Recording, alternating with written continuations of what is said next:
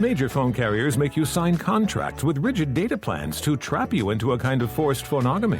Sounds pretty insecure if you ask me. At Consumer Cellular, we believe in a more consensual and healthy form of phonogamy, free of contracts and more flexible to your data needs. This way, you stick around not because we force you to with contracts and fees, but because you love our phone plans. Like ardently love our phone plans. Phonogamously. Consumer Cellular. When freedom calls, we're here to answer. Call us at 1-888-FREEDOM.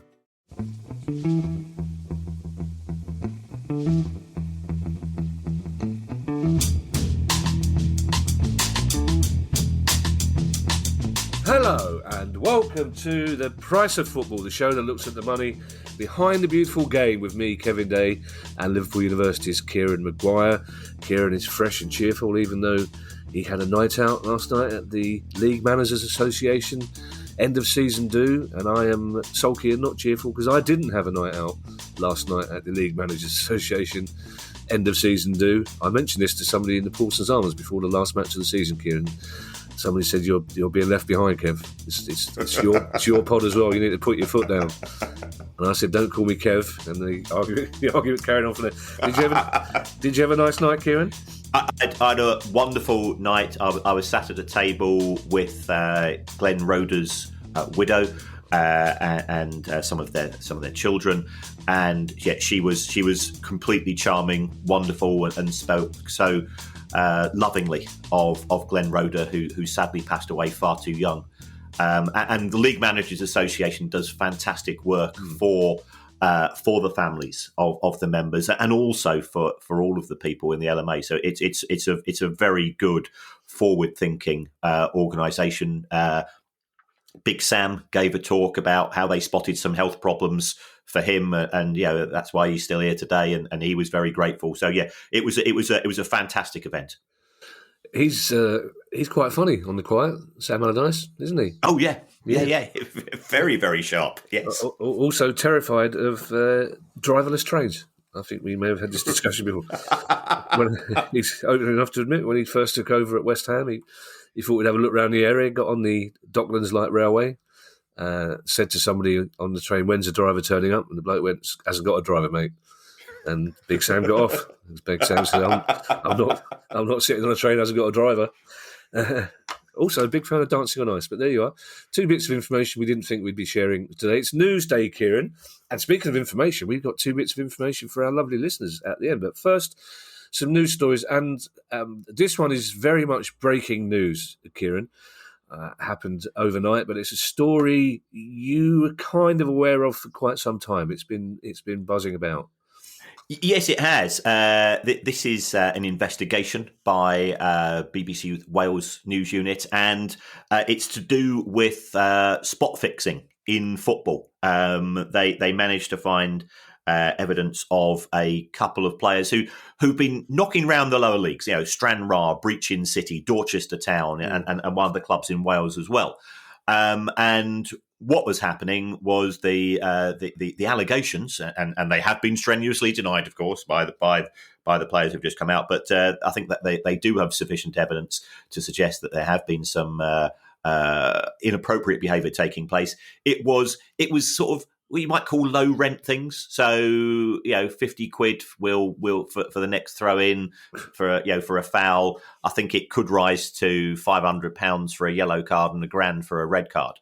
And it makes you wonder, why are people betting on things like this in for matches involving Brechin and Stranraer and Dorchester and I think Llanelli?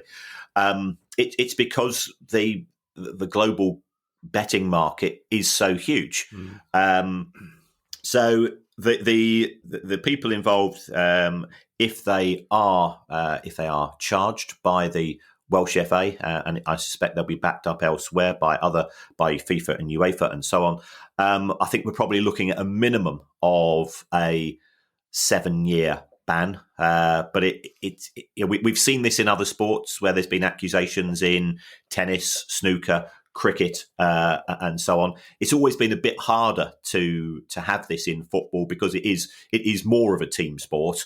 But I think where the bets are being placed on individual activities, it's slightly more easy to manipulate. Yeah, it's also a reflection, Kieran, of the sort of wages players at that level are being paid, isn't it? Because the temptation is much higher to earn a few bob simply by, getting yourself a yellow card in the 25th minute, so a gambler in Singapore can earn themselves even more bob. But this is very much an issue in horse racing. Most people you talk to in horse racing are absolutely certain that at the higher levels of the sport, it is squeaky clean. There's nothing going on. But down at the lower levels, the handicapper is being manipulated. Shenanigans may well go on. If your horse is taking part in a race at Toaster and the prize money is £1,000, and you can run it over the wrong distance to get your weight down, or you can maybe decide it's not going to win, then it's more understandable that would happen. So, and also, unfortunately, human nature is such, Kieran, there will always be people involved in any sport who are happy to take a few bob from somebody. I mean, people listening to this will be going, hark at these two middle-aged old men who happily take money from Manscaped when it's quite clear they haven't touched their pubes in 7 or 8 years. Well, and neither is anybody else in my case. I'm married.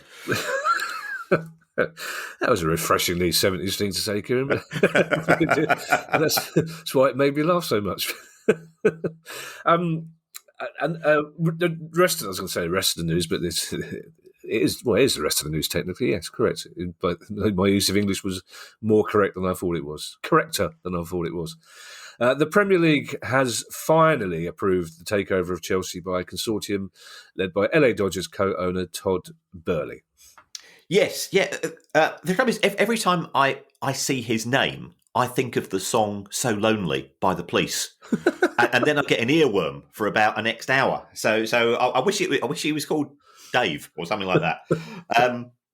So what we had yesterday was the Premier League came out early evening with confirmation that the consortium of Todd Boehly has been approved. They've passed the owners and directors test, and I was also this is name, but I was also sat next to Dan Rowan from the BBC, and as the stuff came through, he was looking. He said, "I'm not going to get as far as my main course on this," and indeed, he was then summoned to Stamford Bridge to do a vox pop, which meant that I ate as a dessert.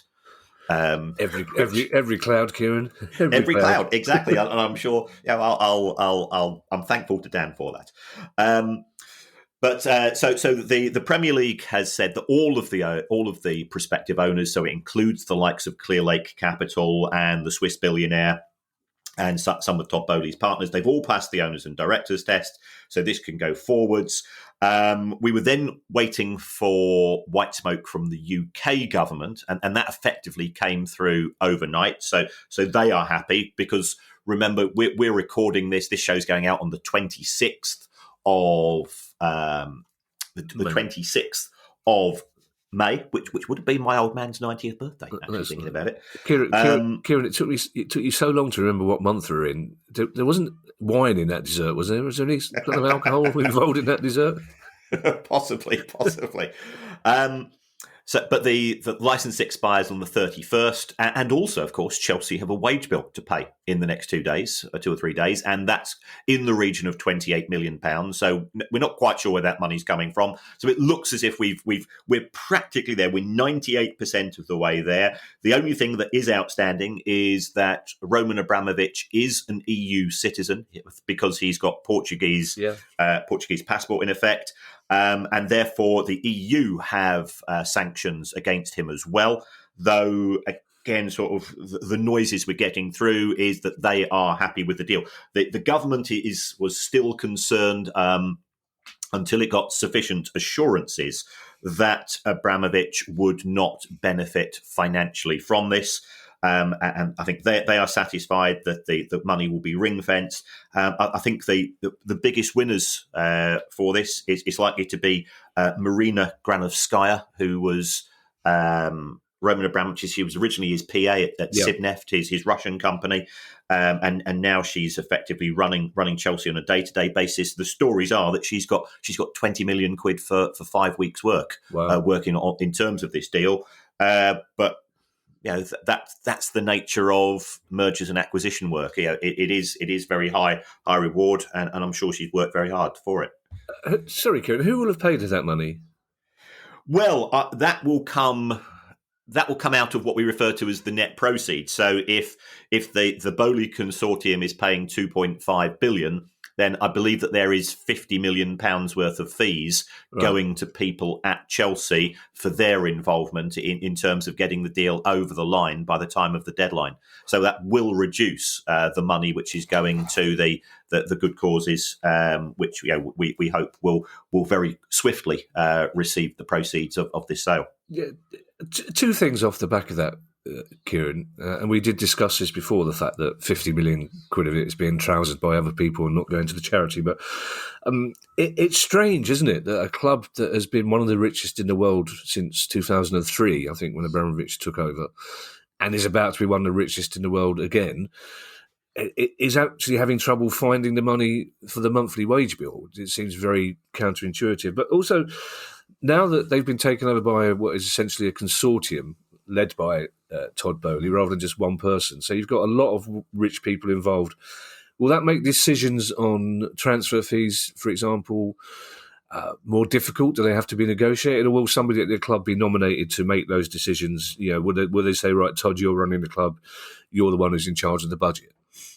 Well, if we deal with those in turn, in terms of the issues with the wages, Chelsea effectively used Roman Abramovich as the bank of mum and dad, in the sense that they were losing so much money. Remember, they lost 900 grand a week for 19 years under Abramovich. So therefore, they had to go to him on a regular basis to say, we've got a wage run taking place in next Friday.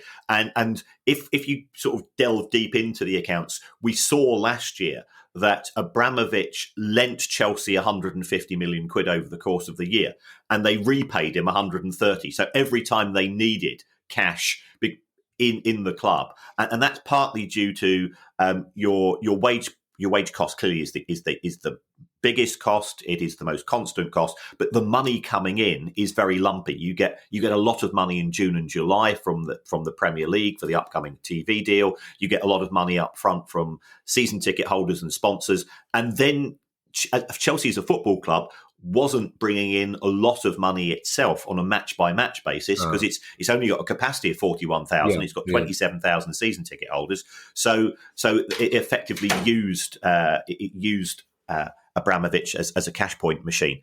And when the decision was made to put the club up for sale, we don't know how much cash it had in the bank, but I suspect it wasn't enough, because remember, Chelsea haven't been able to sell tickets. They've not been able to use the merchandise store, so they're not even got that trickle of income coming in. So that's why I think there were issues in terms of focusing the minds on wages. And remember, the government flexed the license, which allowed Abramovich to put money into the club to allow it to make its costs. Yeah. As far as decision making is concerned, what we tend to see with big investors is that they tend to take a hands-off approach. They will say, well, we're not experts in football. I've just done an interview for BBC America, and I had to call it soccer, and had to talk about the player roster and all of. Can you not say these words? I can't say football. No, you can't say football. So the owners will acknowledge that they don't know anything about the game itself, and therefore they will delegate that responsibility to Bruce Buck, or Silent Bruce as he is known, or Bruce Pass the Buck, whatever you want to call him, and Anne-Marina Graverskaya, and then they will work with the people on the football side. So I don't perceive that being a major change. Looking at what Boehly has done for his LA sports franchises, he is a big fan of Moneyball, and therefore I think we'll see a different strategy in terms of there won't be sort of random signings, or somebody that Abramovich sees score a couple of goals on YouTube and the next minute he's just signed for Chelsea for £30 million. It will be far more scientific than that. Kieran, given that just the very last pod we did, I had to tell you off for saying line instead of Q. and Z instead of Z. I imagine you enjoyed yourself immensely saying things like soccer and roster. Just across the capital of England, before our Scottish listeners tweet in, so they don't need much excuse. Tottenham's majority shareholders, ENIC Sports Inc., have announced they will be putting an extra £150 million into the club. Is that in cash, Kieran? It is. It is. And I think this is a look at me moment from ENIC, who have been criticised by certain sections of the Spurs fan base for not investing in the club on a regular basis. But also, I think it's a signal that's being sent out to Antonio Conte, who has been, there's been a few toys out of pram since he became the Spurs manager, in terms of, well, if you want this club to compete at the elite level, I've got to have the resources to do so. Normally, when a company or a football club issues shares, you find out on Companies House a few weeks later. But this came out from the Spurs website. It was clearly sent to every football journalist around as well, because that they started pinging out stories on the back of this, and you can understand why. It is a lot of money. What is the money going to be used for? Well, if we take a look at Spurs' debts, they have all been renegotiated. They're all long-term debts. They're not due for repayment. So it looks as if it's going to be working capital for the club to utilise over the course of the summer. And it's effectively saying to Conte, here's your playpen, 150 million quid. Go and sign some decent players and make Spurs more competitive. And I think it's actually quite a smart move from Spurs, because the Champions League is so lucrative. It is so important to get into. Now, they achieved that this season, partly due to Arsenal imploding at the end of the season. It's worth an extra £100 million a year. So if they spend well and smart this summer, then they can accentuate that gap between themselves and Arsenal. They're fully aware that Newcastle is a potential challenger. They're aware that Manchester United have got a new manager and is likely to be back in the market. So they've effectively, you've got to spend money to stay still as far as that fourth place position is concerned. And if we're honest, I think the chances of either Manchester City or Liverpool not being in top four under their two present managers is pretty remote. So you've got 4, potentially 5 teams chasing after 2 places, and Spurs want to try to cement themselves into that position. You see, I think the Chelsea takeover, this extra money for Tottenham, is all bad news for Man United. Because I think they're going to struggle enough to recruit players as it is in the summer because of what's happened there, without the fact that 2 of their biggest rivals have now got probably a lot more cash to spend than they would normally have. Plus, as well, I think the other bad news for United is that the near demise of Everton will have made clubs like Palace, Brighton, Wolves, Leicester, maybe even West Ham, Southampton think, well, that can't happen to us. So we'll have to spend a bit more money attracting the sort of players that maybe would have looked at Man United before. So I think this is something for us to discuss in future pods, but I'm going to be very interested to see how United approach it financially, because he's talked a big fight about ending the dominance of Liverpool, Man City. I can't see how he's going to do that in one season unless the Glazers are willing to put a lot more money into transfers than they have done. And staying in the Premier League, Kieran, you've been looking at how the Premier League prize money has been divvied up. And first of all, Kieran, we should say it's been divvied up unfairly, because for some reason the fates conspired. And I suppose I should say congratulations for Brighton to manipulate their way above Palace, thanks to West Ham imploding on the final day, despite the pact we had with West Ham that we would beat Man United for them and they would beat Brighton for us. They just let us down. Typical East End behaviour, I have to say. Not that I'm still bothered by it by any means, Kieran. But anyway, just let's have a look at how the Premier League prize money has been divvied up. I'll doodle something and then we'll move on to the question after that. Right. Well, I was marking some exams earlier this week, and I got bored. So, and I therefore went on to the Premier League website and I listed every single match which had been chosen live for TV. And on the back of that, I was able to work out how much money each club is likely to receive, because the way that the Premier League allocates money or distributes money between clubs, it's effectively 50% as far as the domestic deal is split evenly, 25% on final league position, and then the final 25% is based on the number of times you're chosen by the senior broadcast partners. So it comes as no surprise. Manchester United, Liverpool, Manchester City were the most popular clubs. And on the basis of that, I ended up with a figure of £161 million for Manchester City in terms of their likely rewards.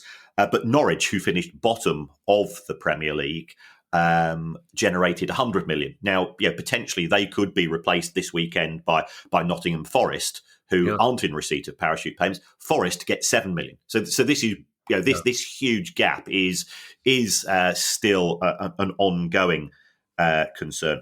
But I think the model that the Premier League use, which has been tweaked on a few occasions, is quite a good one, because without it you end up with more dead rubbers than a malfunctioning condom factory on the final day of the season. And in the case of Brighton, we were losing at home to West Ham, so they kept their side of the pact for 45 minutes. But we turned it around in the second half, and we went from 13th to 9th. And to put this in context, that meant it generated for the club an extra £244,000 a minute. Wow! Yeah, for what to the outside world is a dead rubber match. Yeah. That's a ridiculous amount of money. I know there'll be lawyers listening thinking, well, if you think that's expensive, you should try us, boys. But even so, it does indicate that the Premier League is genuinely competitive. Personally, I'd go a step further. As I think you're probably aware, I'd just say that the Champions League guaranteed spots for the top three, and then you have playoffs between 4th and 9th. 6th plays 9th, 7th plays 8th. The winners of that play 4th and 5th. You then go for a two-legged fight. Can you imagine the tension there? Wow. And for relegation, I'd relegate 2, and then the 4 above them, they would have a playoff for who's going to get relegated. And then you've practically got the whole of the Premier League with something huge to play for on those last couple of days of the season. Now, if they do adopt this, I do want a commission, but it's a model I was working on when I was doing lots of spreadsheets for some of the fan-led review stuff, just to try to make it. How can we generate even more money from the Premier League so we can redistribute more to the lower leagues? But it just shows the appeal of the product and the huge sums involved. Well, I agree with you, Kieran. So if you get a commission, I want some of that commission as well, just for agreeing with you. I quite like the Scottish system where the playoff is between a team at the bottom of the Premier League and from the top of the Championship. I enjoyed that. So Norwich went down with £100 million broadcast money, and £140 million parachute payment. Now the parachute payments will be 75 because they got relegated straight away. Right. So we will say, as far as Forest are concerned, getting promoted is worth a minimum of 175 million, because even if they stink out the Premier League next season, of course they've got to win the playoffs yet. But Steve Cooper, really good guy. Wish him all the best, and good luck to Huddersfield as well. We've not got a dog in the fight. They'll get a minimum of 100 million TV money and a minimum of 2 years of parachutes, which is worth a further 75. Somebody sent me yesterday a league table, Kieran, a Premier League table based on points earned per £1 million spent. And bugging me, Brighton were 2 places above us in that as well. I was just about getting over it, and suddenly something that sent me that, and I was just sulked again for half an hour. The last day of the season was incredibly exciting, unless, of course, you were one of those clubs involved. A very good friend of mine, who we've mentioned on this pod before, Dave Ricketts from Gloucester, who's a Leeds fan, home and away, said, as a Leeds fan, we pretty much knew that if we were going to stay up, it would take a last-minute goal against a team that were down to 9 men. But that's what happened. And Burnley's relegation, we looked unlikely a couple of weeks ago, did happen. And it looks like it will be particularly costly for them, doesn't it? Yes. I've praised Burnley on a regular basis in terms of that they run a really tight ship. But now that they have been relegated, the small print in the accounts, which we did highlight a few weeks ago, is going to crystallise potentially. Burnley have borrowed £65 million from, we think it's MSD Holdings. They are paying interest on that at around about 9%. So, they're paying £6 million a year in interest. But it says in the small print that if the club is relegated, a substantial proportion of that loan must be repaid effectively over the course of the summer. So where is that money going to come from? Burnley did used to have a lot of cash in the bank, but 2 weeks ago they went to Macquarie with a payday loan request in respect of the second instalment of the Chris Wood sale, which would suggest, why would you do that if you had money in the bank? So that would suggest that the cash position isn't as good as the club or perhaps the fans would like it to be. Yes, they're going to receive £41 million in parachute payments. The purpose of parachute payments is to cushion the fall in terms of you've got players on big wage deals. He's just come in with a wonky chomp. It's always, you know what, parachute payment seems to be his trigger word. Yes. So he's now throwing the wonky chomp around gaily, as you would expect for a dog from Brighton, of course, to show what a clever pooch he is. So in respect of Burnley, it looks like the parachute payments are going to have to be used as certainly as a part payment for this loan. How else are they going to pay the wages? Not certain. So expect an exodus of players. The downside is that everybody that's potentially interested in the likes of Nick Pope, Charlie Taylor, perhaps McNeil. Tarkowski's on his way to Villa apparently already, isn't he? Yeah, I think he's only got. Is his contract up, or he's got a year left?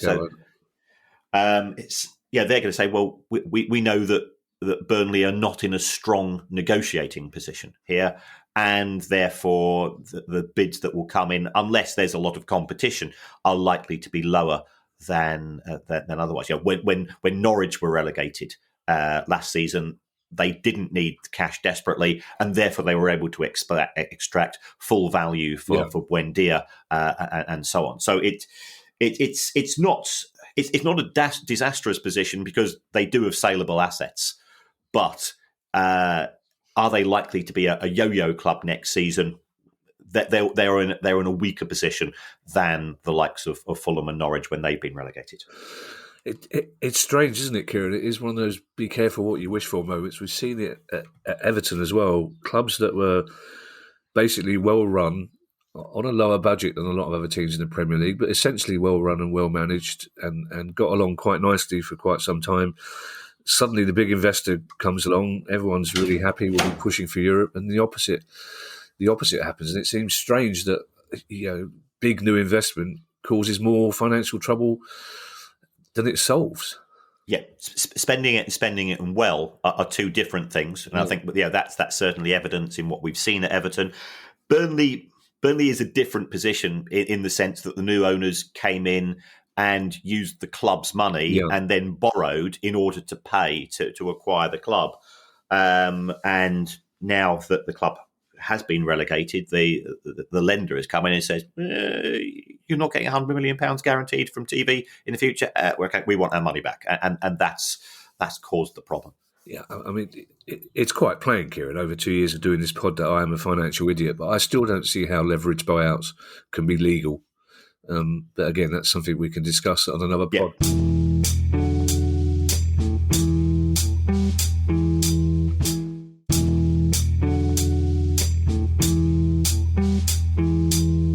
this is news that we have been predicting for quite some time now.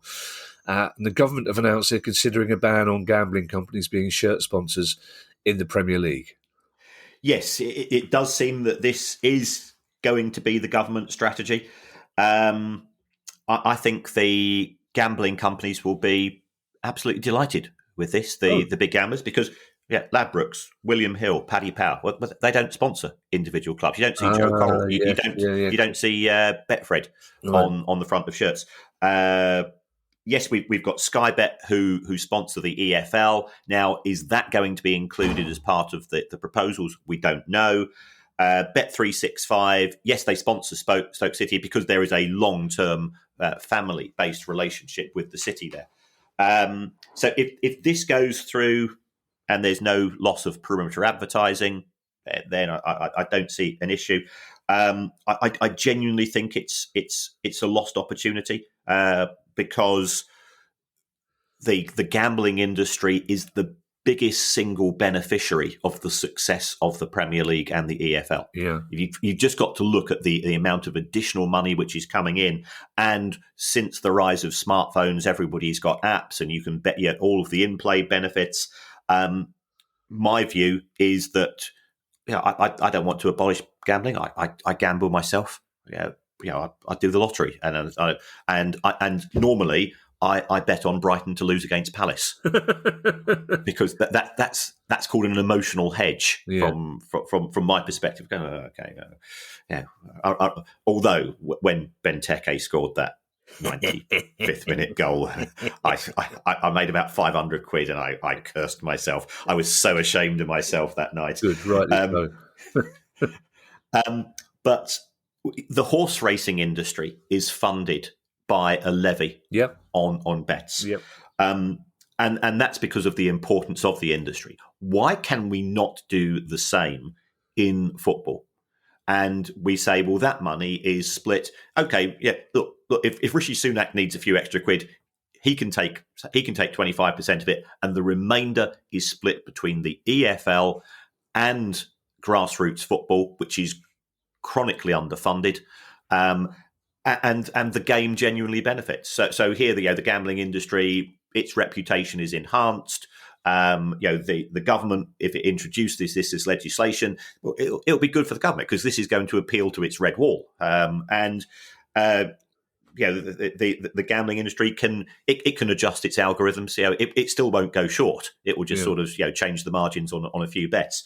So that would have been one way of not having the same degree of exposure, perhaps as before, but the industry which has benefited most from football. You've only got to look at the numbers in terms of both wagers placed and profits. If you go onto the Gambling Commission website, all details is all of you.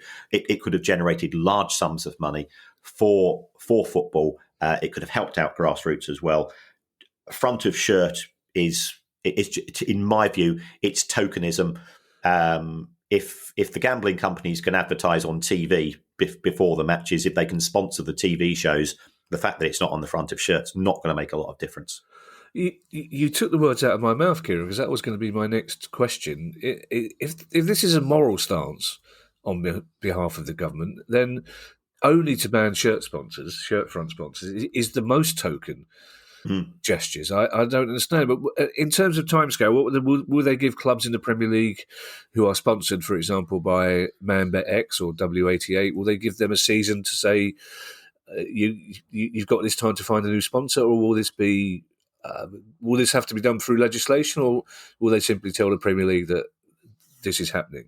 I think this will be a white paper, so we are talking time before it will run through Parliament, and then there is likely to be a sort of a tapering. So, if you've got an existing relationship, you've got 3 years in which to terminate it, because otherwise you're potentially in breach of contract. So I don't see an immediate change. The government does appear to want to introduce this. It has listened to people. I've spoken myself to the gambling minister, as have some of the people that we've had on the show historically, with regards to their relationship with the gambling industry. I'm not anti-gambling, but the industry, it's for an industry which considers a problem gambler to be one who wins, and they therefore quite quickly deal with them. It's not addressing some more of the fundamentals. Yeah. This next news story, Kieran, I read with some shame, I have to say, that it was allowed to happen. What are we, the sixth largest economy in the world? But an investigation into the collapse of Bangor City has found that some players brought over from South America and Europe on professional contracts said they ended up so desperate for food they were using food banks, despite the club claiming up to £375,000 in furlough money. Now, I mean, it's bad enough, Kieran, that people are reduced in this day and age to have to make decisions whether to eat or heat, which unfortunately is becoming a bit of a cliche. But people are making these decisions on a daily basis. But here we hear about players invited over to earn money, not getting the money, and ending up having to beg for food. It's just not good, is it? Yes. And I think potentially for our next live show, we might have a new contender for our top 5 wrong uns list. I give to you Domenico Serafino, who is the flamboyant, shall we say, YouTube rock star style owner of Bangor City. It was a classic case, came in, splashed the cash, made outlandish claims, recruited players from South Africa, South America, other places, and claimed £375,000 in furlough money, which perfectly entitled to do. Yeah. Lower league clubs, I'm always said, they don't have the resources to be self-funding. But it then appears that the furlough money which was being claimed on behalf of the players was not being passed on to them. Some players went 4, 5, 6 months being unpaid. They've been recruited from overseas, so therefore they wouldn't be entitled to universal credit, and then the system in terms of social benefits was creaking during lockdown anyway. So it doesn't look good at all. The club's not published any accounts since 2019. Classic red flag. The type of thing that we look out for. It ended up being suspended by the Welsh Premier League. I think it was around last November, and it's subsequently withdrawn from the league because it hadn't paid its debts. So, it's a terrible mess. And first of all, from a football point of view, which is our focus, but from a human point of view, it's pretty shameful. And no doubt the owner involved will just move on. But it does show how easy it is to abuse the systems. Yes, it certainly does. And at the other end of the financial scale, Real Madrid have signed a €360 million deal with investment group Sixth Street and US sports entertainment group Legends to develop concerts and other events at the Bernabeu. And I'm guessing there will be some traditional Real Madrid fans, which is probably most of them, who are not particularly happy about money being spent developing concerts at the Bernabeu rather than football. Well, Florentino Perez keeps saying that he needs to generate more money to be competitive with other clubs in Europe. He keeps on sniping away at Manchester City and PSG, despite the fact that between them they've won 0 Champions Leagues and Real Madrid have won, was it 14? Yeah. This deal is with specialists in events, and effectively, I think the deal with Sixth Street, it's a 20-year deal. Real Madrid will get a lot of cash up front. I think it's going to last for around about 20 years. And what's going to happen is that Sixth Street and Legends are going to arrange these events, and they're going to take a 20% commission under the reorganisation plans for the Bernabeu. There's going to be a retractable pitch, which is going to, I've always said that football clubs need to sweat the assets in order to generate more money. It's daft having a business where you're effectively only open 20 to 30 days a year. So Real Madrid, they've seen how successful Spurs have been. They're following that. It looks like they might have an esports stadium sort of embedded into it as well. Again, big potential growth market. So the club is thinking ahead. It's taken advice and it'll be giving hefty commissions to these organisations. But if they deliver in terms of the concerts, then that everybody wins. Yeah, well, except those grumpy old Real Madrid fans who don't want anybody on the pitch except football players.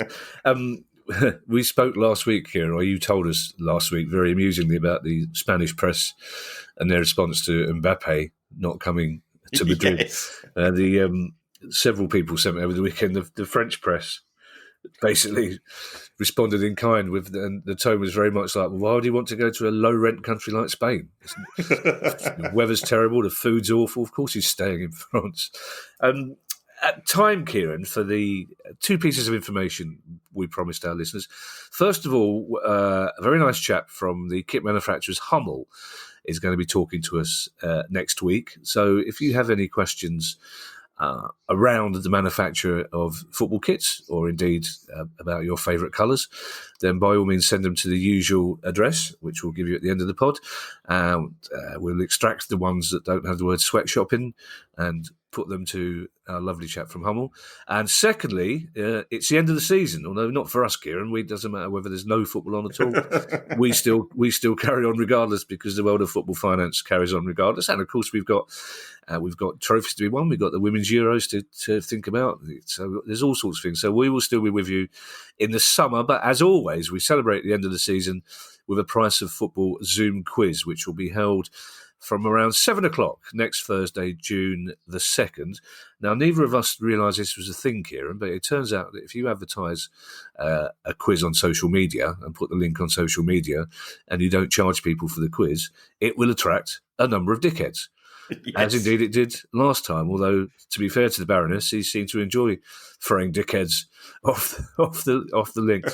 So to prevent that happening this time, we won't be posting the link on social media. What you'll be able to do is find the link in the description of this episode on your podcast app, and indeed in Monday's episode of your podcast app as well. So we hope to see you there. There may be prizes. We might go for the... I like the Repair Shop, my new favourite TV show, The Repair Shop. Nobody wins a prize on The Repair Shop. Everyone just goes home happy because of a creative job well done. And also, I think most of you have won our books by now anyway. So I'm not entirely sure what there is to come up with a prize. Speaking of which, the logistical issues that have prevented me sending prizes out from the last quiz have been resolved, so they will be on the way, I promise, soon. So it'll be lovely to see you there. It's always a pleasure, and without the dickheads, it'll be even more of a pleasure. And I'm sure Kieran, the Baroness, is delighted to find that you've got another task now, which is to come up with 20 questions for next week's Zoom quiz. Thank you to all of you who have donated to Pod via our Patreon page. It's very kind of you. If you'd like to make a small monthly contribution to the pod, go to patreon.com/priceoffootball. And if you have a question you'd like answered on the show, whether it's about kits or not, email us at questions@priceoffootball.com. And in the meantime, I shall hand you over to Mr. Kieran Maguire for his customary farewell. Well, as always, folks, thanks very much for the feedback. Thanks for the support for the show. If you want to go down the Patreon route, as little as £1 a month will give you lots and lots of love from us. And you get love without giving us £1 a month as well, of course. If you want to support us in another way, producer guy tells us, algorithms.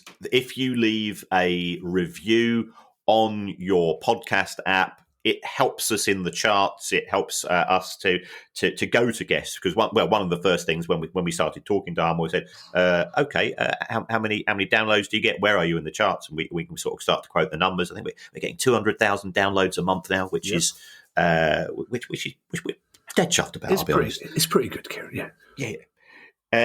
So it doesn't matter what you say in your review. You could say you would rather the show was presented by Sting and Beaker from the Muppets, and it wouldn't make a blind bit of difference. Our egos can cope with it. I assure you. I absolutely assure you. Me and Kevin, we can take it on. So just fire away. Well, our egos can cope with Beaker. I'm not sure my ego can cope with Sting still having his 12-hour tantric sex sessions at the age of 75 or whatever it is. There's always someone always rushed for the remote control when Sting comes on telly talking about his 10-hour tantric sex sessions. Never a massive fan of the Police, I have to say, Kieran, either. Always didn't quite buy it. Didn't seem to have the same credibility. Good bass player, but maybe even then he had the look of a man who had a lot of sex, and that put me off. But, bye, everybody. Bye. The price of football.